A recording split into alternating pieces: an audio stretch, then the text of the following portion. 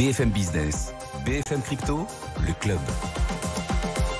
Chaque jour, à l'heure du goûter, votre crunch crypto quotidien. Alors, on va essayer de ne pas vous faire avaler de travers, même si les cours des cryptos sont compliqués à digérer en ce moment. Pour nous accompagner jusqu'à 17h sur BFM Business, Cyril Sabag, il vient de nous rejoindre. Bonjour Cyril. Bonjour. Directeur de Menalion Capital, un acteur vraiment actif, en l'occurrence, de l'inclusion financière des cryptos, puisque vous avez créé un des tout premiers ETF Bitcoin au monde.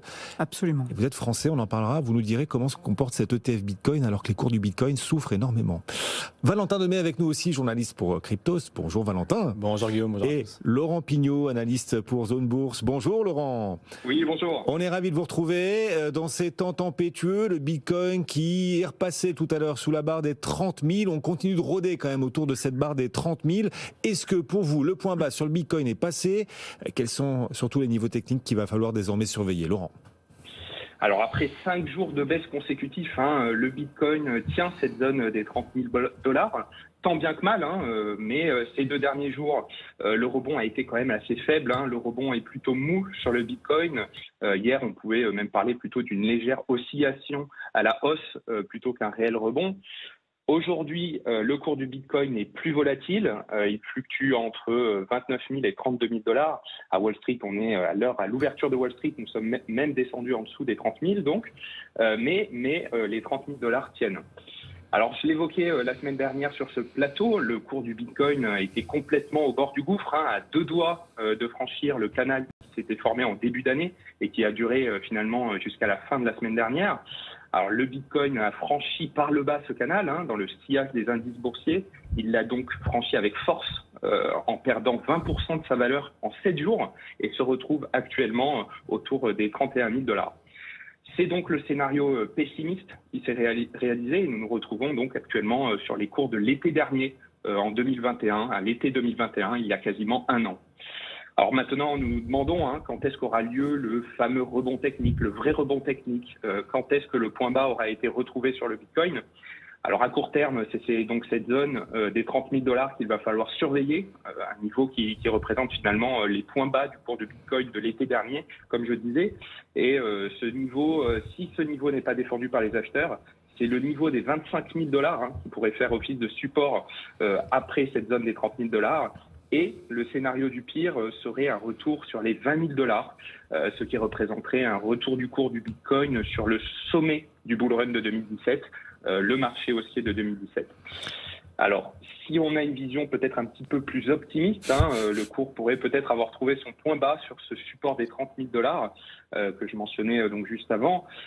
Et dans ce cas-là, pour confirmer ce scénario, techniquement parlant, le Bitcoin devra dans un premier temps consolider au niveau des 30 000 $ et surtout refranchir son plus bas annuel de 2022 au niveau des 33 000 $.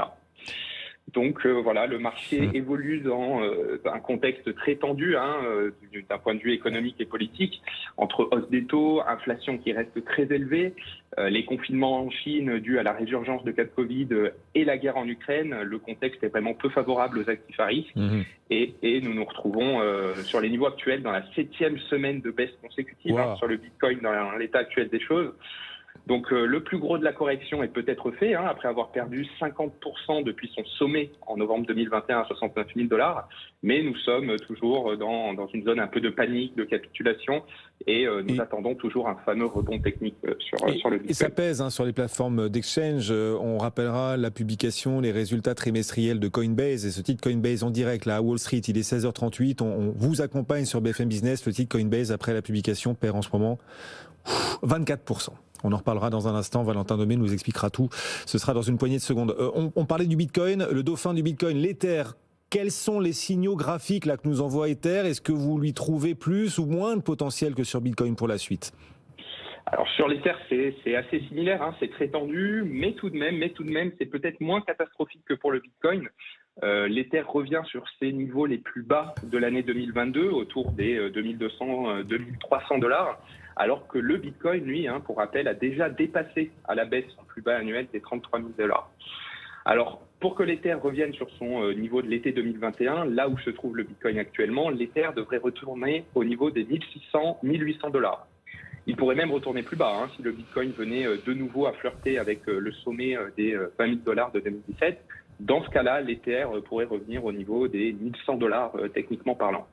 À court terme, donc les 2200, 2300 dollars tiennent. Un décrochage de l'Ether et surtout du Bitcoin qui l'entraînerait pourrait le ramener autour des 1800 dollars, le prochain support technique.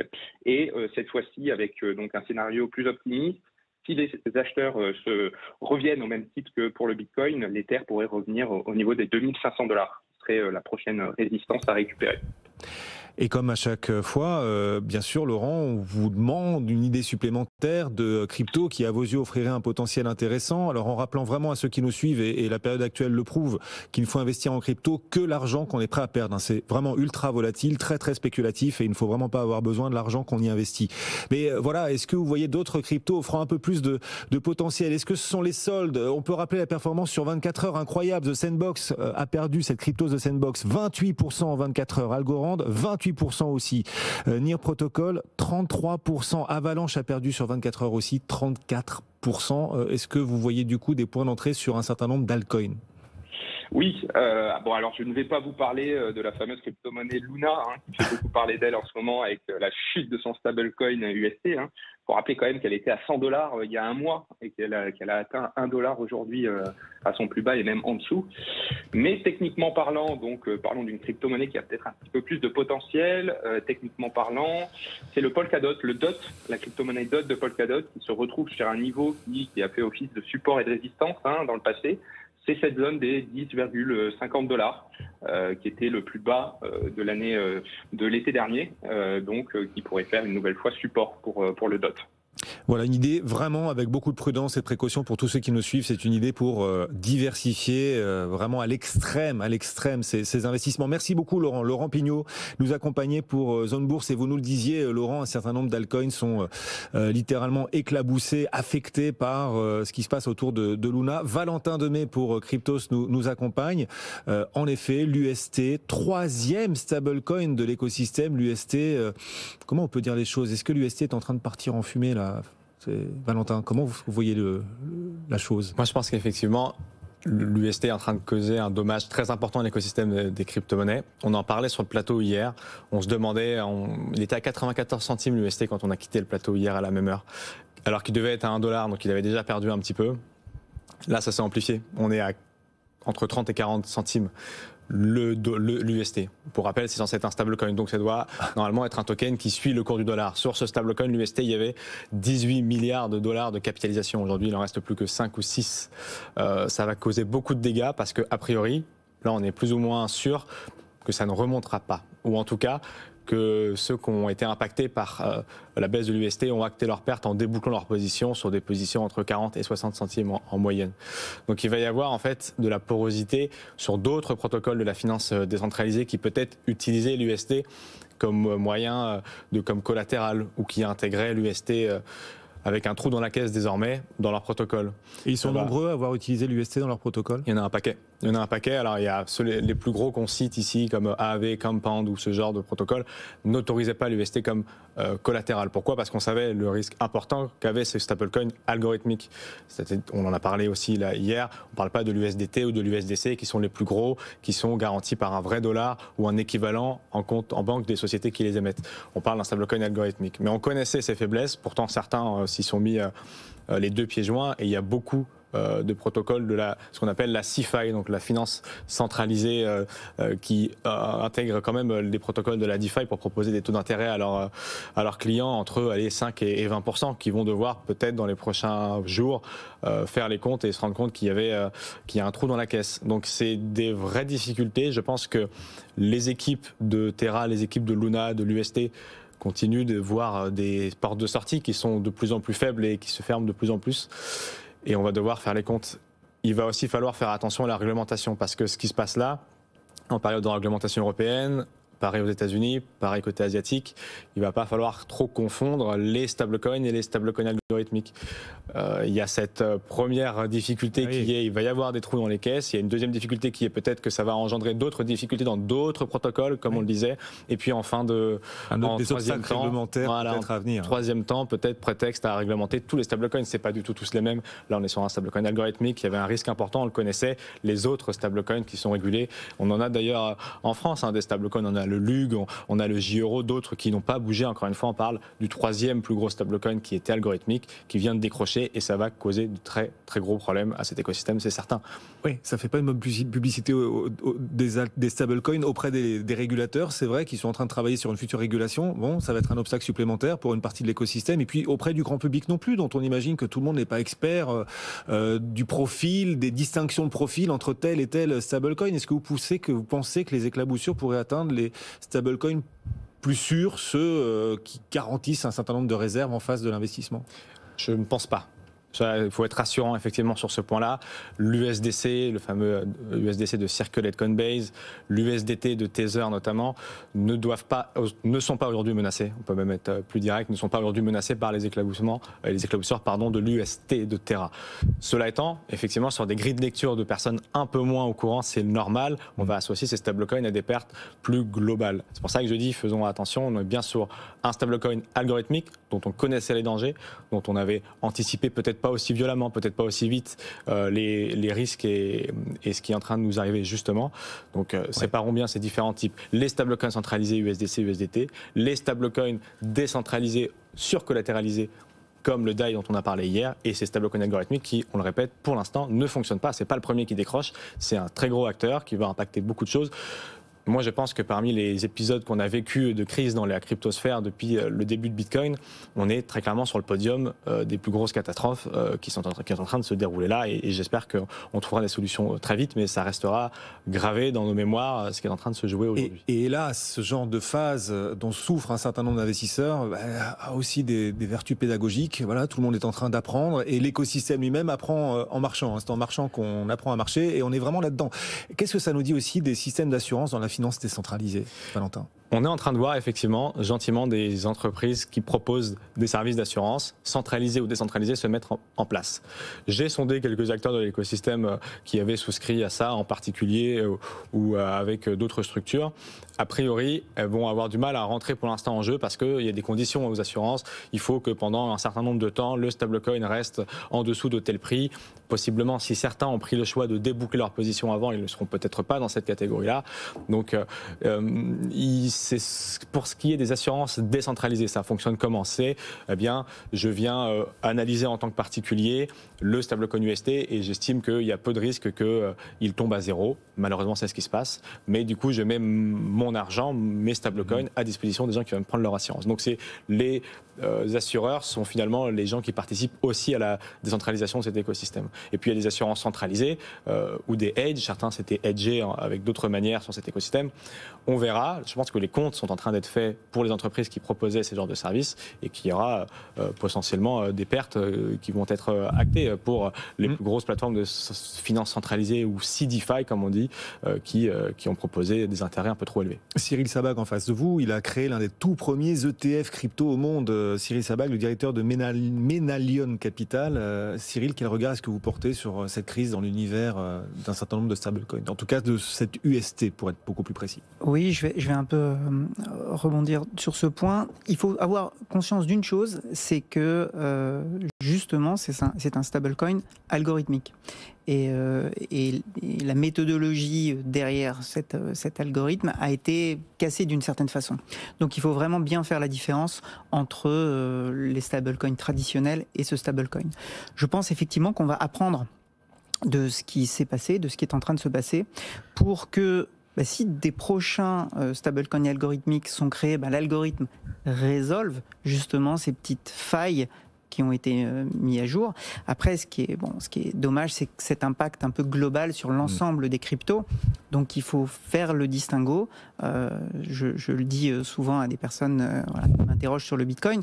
La forte chute aujourd'hui du Bitcoin ne remet en rien en cause le protocole en lui-même et la qualité du Bitcoin. On n'est pas sur une société qui aurait baissé violemment parce qu'elle a des soucis. Donc, c'est aussi un point. Il va falloir faire un tri, faire un choix, mais c'est vrai que les cryptos traditionnels un peu plus solides et classiques ont pâti de cet épisode. Valentin ? C'est vrai que je disais tout à l'heure, c'est peut-être le trio des événements les plus importants et dramatiques qui arrivent en ce moment sous nos yeux. Si on prend les deux autres ou les 3 plus gros qui peuvent être Mangox à une époque, qui peuvent être BitConnect à d'autres époques et qui ne sont pas du tout similaires, mais dans leur impact qui peuvent être aussi désastreux, on a des actifs qui tiennent bien mieux. Effectivement, Bitcoin décroche, mais dans des conditions similaires il y a 5 ans, ça aurait été moins 80% pour Bitcoin instantanément. Donc peut-être un peu plus résilient pour avoir une note positive. Et c'est vrai que aujourd'hui, ce qu'on définit aussi est problématique pour l'écosystème, c'est certain. J'espère qu'il se relèvera, et j'en suis même persuadé, qu'on prenne acte de cette problématique et que ça tombe maintenant et pas quand le truc il vaut 50 milliards ou 500 milliards, il en valait déjà 18, c'est beaucoup. Et j'ai une pensée bien évidemment pour tout l'écosystème crypto qui aujourd'hui est en train d'œuvrer pour essayer de faire les comptes et de trouver des solutions. Oui. Il y en a un paquet. Et l'écosystème n'avait pas besoin de ce scandale, en tout cas de cette difficulté, dans la mesure où par ailleurs, les cours des crypto-monnaies reculaient déjà assez nettement depuis le début de l'année. On est actuellement autour de 30 000 $ sur le Bitcoin et on voit que les exchanges ont du mal à afficher de belles performances. On a eu en tout cas les résultats de Coinbase côté à Wall Street. Coinbase, le titre en direct, Valentin, là, le titre Coinbase, moins 24%. C'est chaud, c'est quoi? On doute même de la capacité de Coinbase à garantir l'argent que les gens y ont investi. C'est-à-dire que si Coinbase venait à faire faillite, le titre s'enfonce vraiment depuis un certain nombre de semaines. S'il venait à faire faillite un jour, on finit par douter du fait que notre argent serait garanti quand on a investi via Coinbase. Là, on rentre très clairement dans le FUD, la peur, tous les mauvais fantômes et mauvais esprits qui reviennent. Peut-être qu'on va nous redire que Tether n'est pas garanti. Peut-être qu'on va revoir tous les fantômes que l'écosystème traîne à juste raison ou pas depuis 10-15 ans, parce que c'est à ce moment-là, effectivement, que tout s'emballe. Pour ce qui est de Coinbase, on a des chiffres, vous les avez cités, Guillaume, qui sont mauvais. C'est une entreprise qui est cotée. Là, on a vu que les chiffres, on avait de moins en moins d'utilisateurs par rapport au trimestre précédent. Donc, c'est normal que la bourse, ou en tout cas que les actions, que les participants sanctionnent ces chiffres qui sont mauvais. C'est le prix de la transparence. En bourse, il y a beaucoup de transparence. Et il y en a encore plus dans les crypto-monnaies, puisque la blockchain, on peut pas la falsifier et qu'elle est transparente. Mais ce qui est certain, sur la partie, est-ce que Coinbase peut un jour faire faillite ou ne pas garantir, parce que c'est ça aussi les fantômes qui reviennent aujourd'hui. Maintenant, on entend que peut-être Coinbase ne peut pas garantir la crypto qu'ils ont en compte en banque et qu'ils ne pourraient pas la redonner à tous les clients. Le CEO de Coinbase a bien rappelé qu'aujourd'hui, il n'y a aucune difficulté pour Coinbase et qu'ils ne sont pas du tout dans cette catégorie-là et il dit nous ne courons aucun risque de faillite. Le CEO de Coinbase qui le rappelle dans un thread sur Twitter il y a quelques heures. Pourquoi? Ça, c'est une surinterprétation. Effectivement, dans le dernier rapport de la SEC et des discussions avec Coinbase, les interrogations, c'est est-ce que si demain Coinbase fait faillite, on n'irait pas piocher dans la liquidité des crypto-monnaies pour rembourser certaines dettes avant de rendre l'argent aux investisseurs?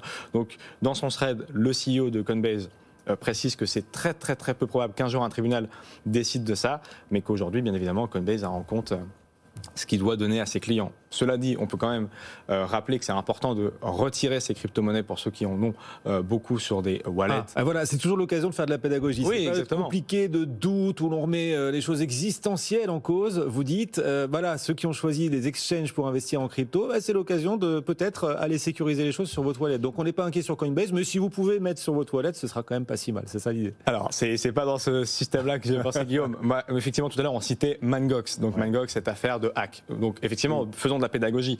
Si les cryptos sont sur des exchanges, alors ils vous appartiennent parce qu'il y a une dette, mais vous ne les détenez pas vraiment, alors que c'est la base de la crypto-monnaie avec ses adresses privées, ses adresses publiques. Pensez à retirer, pas parce que Coinbase est sous les feux des projecteurs, mais parce que ça fait partie des choses qu'il faut reprendre, c'est-à-dire la possession de ses cryptos, la possession de son argent. Oui. Pensons à retirer sur une ledger, par exemple, pour citer notre fleuron français.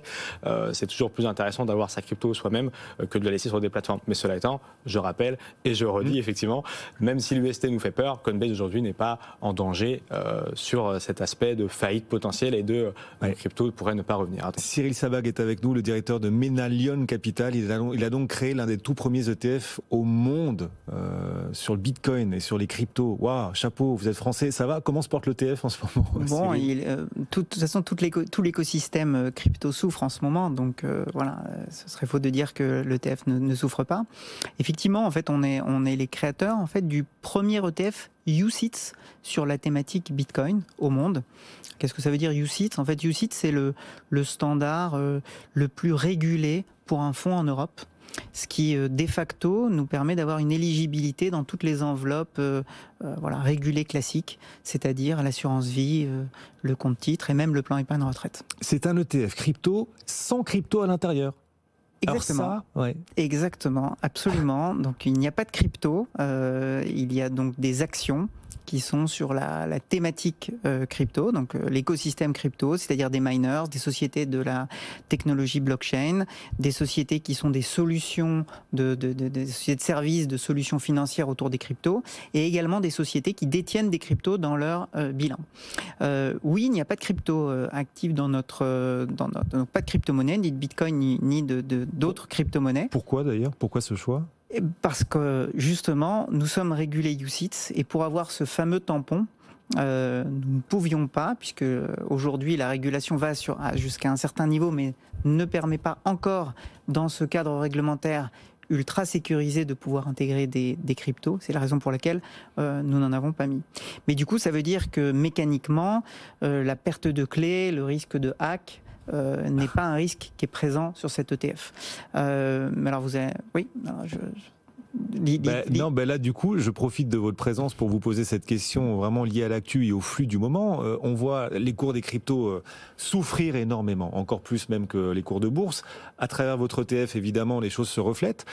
Est-ce qu'à travers votre ETF, vous arrivez néanmoins à trouver des signaux intéressants, malgré tout, de l'attrait, l'attractivité auprès des investisseurs de cette thématique crypto à mesure qu'elle recule? Est-ce que vous voyez des comportements se mettre en place? Est-ce que vous pouvez en témoigner aujourd'hui sur BFM Business? Oui, c'est une... Et peut-être rassurer la communauté qui nous suit, qui en a peut-être besoin. C'est une excellente question. Effectivement, on a vu une forte correction des cours, des cryptos et des valeurs qui sont liées à l'écosystème. Mais sur notre ETF, nous n'avons eu que des flux acheteurs. Donc c'est assez intéressant. Notre clientèle, elle est soit des gérants d'actifs ou alors des gérants privés. Et ils considèrent ce qui se passe actuellement comme plutôt une opportunité de rentrer sur le marché. Donc c'est très intéressant et ça peut paraître un peu contre-intuitif, mais finalement des gens qui auraient loupé un peu des opportunités lors des corrections qu'on a pu connaître à l'été 2021 ou voire un peu plus longtemps en 2017 le voient plutôt comme une opportunité aujourd'hui. Bon, et là je vais vous titiller un peu, mais pourquoi, quitte à investir en crypto, privilégier votre ETF plutôt que le Nasdaq? On voit une corrélation avec le Nasdaq quand même se renforcer très très net depuis maintenant quelques semaines. Pourquoi pas le Nasdaq plutôt qu'un ETF crypto? Oui, alors c'est la corrélation avec le Nasdaq, elle est plutôt utilisée par les détracteurs des cryptos et elle est souvent mise en lumière lorsque le Nasdaq corrige fortement.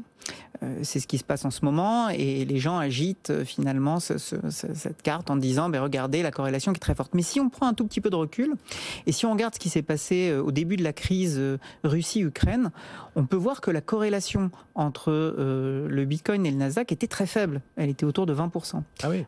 Elle a même été négative en fin d'année dernière. Donc il faut vraiment souvent prendre un petit peu de recul et de se dire que le concept de corrélation est un concept qui est lié à la période en fait. Oui, en ce moment, il y a une corrélation effectivement très forte. Bon. Mais voilà. Et cet ETF, on rappelle Menalion, M-E-N-A-L-I-O-N. Mélanion. Mélanion, voilà, depuis le début je me plante. J'étais sûr que je m'étais planté. On écrit, voilà, Mélanion, M-E-L-A-N-I-O-N. Cyril Sabac qui nous accompagne aujourd'hui. Il existe suffisamment de sociétés dans cet écosystème pour proposer un ETF riche, varié, diversifié, même si la thématique est claire et vous l'exposez aujourd'hui sur BFM. Oui, on a un écosystème en fait de plus en plus important autour des sociétés listées dans l'écosystème crypto. Quand on a démarré ce projet, il y avait quelques miners qui étaient cotés. Aujourd'hui, il ne se passe pas une semaine sans IPO dans cet écosystème crypto. Donc voilà, on a notre univers qui a doublé en un an. Le point qui est important aussi sur cet ETF, c'est qu'il n'est pas simplement une addition de sociétés qu'on met bout à bout pour construire cet ETF. En fait, on s'intéresse pour chacune de ces sociétés, à la sensibilité par rapport au Bitcoin. Et on va investir dans les 30 sociétés qui sont les plus sensibles, qui ont le bêta le plus important par rapport au Bitcoin, et on va les pondérer en fonction de cette sensibilité. Donc plus une action va être sensible au Bitcoin, plus son poids va être important dans l'ETF. On peut illustrer à travers une ou deux valeurs présentes dans cet ETF qui le font vivre. Oui, je peux parler par exemple d'une valeur qui s'appelle Argo Blockchain, qui est un miners qui est listé au Royaume-Uni. Alors c'est très intéressant, ce miners en fait c'est spécialisé dans le mining vert. Donc tout ce qui est mining autour de l'éolien, du solaire ou de l'hydraulique. Voilà, donc c'est assez intéressant comme tendance et on le voit d'ailleurs de plus en plus dans les sociétés de mining. Je peux donner aussi un autre exemple avec Silvergate Capital, qui est une banque, une crypto-banque US où peuvent se faire des échanges, enfin une exchange, quoi, comme une bourse, des services de dépositaires. C'est eux qui ont prêté, par exemple, les 200 millions à MicroStrategy, voilà, collatéralisés par le BTC. C'est eux qui ont racheté le projet de stablecoin de Facebook début 2022. Bon, ben voilà, cet ETF, c'est pas le seul, ce n'est plus le seul, il y en a quelques-uns maintenant sur le marché, mais un des tout premiers, et le premier à l'échelle mondiale. Sur la thématique UCITS. Sur la thématique UCITS, en effet. On peut imaginer, rapidement, Valentin, il nous reste 30 secondes, on peut imaginer que les plateformes boursières deviennent les concurrentes des exchanges spécialisés crypto, type Binance, Coinbase, etc., puisqu'on peut investir dans les cryptos aussi via la bourse, via des fonds, des ETF même. Est-ce que, voilà, on voit forme de concurrence croissante entre ces deux univers? Pour la raison qu'on a expliqué tout à l'heure avec reprendre la possession de ces cryptos, je pense que c'est deux publics totalement différents qui, par la régulation et par les compliance des différentes entreprises qui ont besoin d'aller plutôt vers quelque chose de régulé, ne s'entrechoqueront pas, resteront tous les deux performantes à leur échelle dans leur monde et au contraire continueront de grandir avec la réglementation qui se met en place. Je vois que Cyril est d'accord. Absolument, oui. Non, c'est tout à fait. La coexistence est possible. Bon, hein. Il est bon, mais il est entraîné, lui. Merci à tous les deux d'être passés nous voir. Merci Guillaume. Merci. Le Club BFM Crypto, c'est chaque jour. Valentin Demey, journaliste pour Crypto, Cyril Sabag, donc, et cet ETF Melanion, M-E-L-A-N-I-O-N. Merci d'être passé. Laurent Pignon nous accompagne aussi pour Zone Bourse. La bourse, justement, on s'y reconnecte dans un instant, dans moins de 2 minutes, juste après la pause. À tout de suite.